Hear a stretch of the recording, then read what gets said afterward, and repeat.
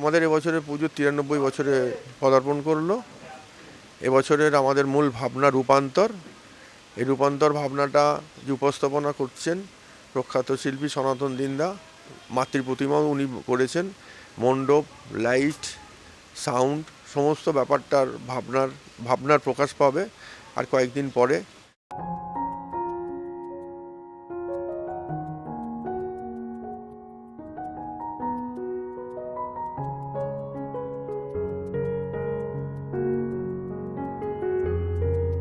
এটা মূলত আমরা বাচ্চাদের দিকে তাকিয়ে আমরা এবছরের এই ভাবনাটা বেছে নিয়েছি, কারণ এই মুহূর্তে বিগত কয়েক বছর ধরে যে থিমগুলো হচ্ছে অবশ্যই ভালো থিম, সেগুলো কিন্তু বাচ্চারা ঠিক উপলব্ধি করতে পারছে না। আর পুজোটা মূলত বাচ্চাদের ঘিরেই, তারাই আনন্দ করে। আমরা বাবা মারা যা বড়রা নিয়ে তাদেরকে বেড়াই, তারা ঠাকুর দেখে কিন্তু সেইভাবে আর মজা পায় না।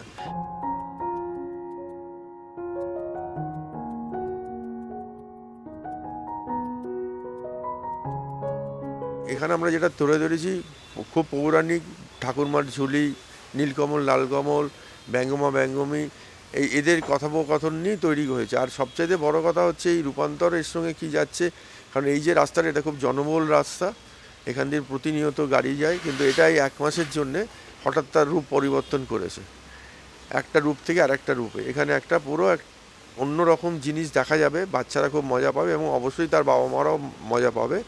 আর এখানে মা হচ্ছে অধিষ্ঠাত্রী, 18 হাতের, অষ্টদশ হাত ওনার আছে। আর যেটা হচ্ছে মা অসুর বধের পর মা নৃত্যরত, নৃত্যের ভঙ্গিতে আছে, কারণ অসুর নিধন হয়ে যাওয়ার পর পাপের বিনাশ হয়েছে, অসুরের বিনাশ হয়েছে। সেটাই এবারে সনাতন তুলে ধরবার চেষ্টা করছে।